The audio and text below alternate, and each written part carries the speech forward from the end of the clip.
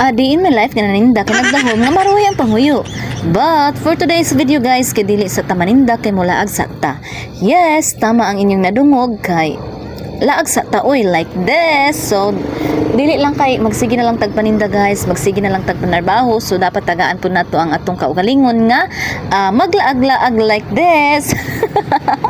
So maglingaw-lingaw. So murag ka ng kwan ba day off.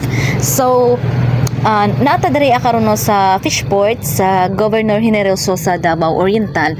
Kay nanghunong mi diri kay diri ami namahaw kay alas 3:40 mi sa kadlaw nang gikan sa Tagum, and then namalit lang mi og pagkaon sa karinderya, and then diri nami namahaw no kay kanang lami kay sa paminaw ang hangin diri, fresh kaayo, and then lami kay sa paglantaw no sa kanang pananaw ba, lami kay sa pananaw ang dagat nga, lami kay ang tubig ay tinaw kaayo ga blue blue rang agi, and then kanang mawala ang imong ka-stress ba, and then kay lagi para ma-flex na to kung asa na punta kay syempre maginambog na punta no.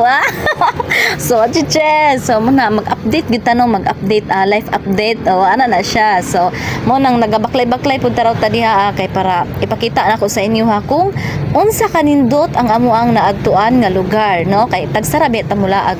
So mo nang dapat hilas kay tagsarabi ta mo gawas sa ato ang kuan tindahan.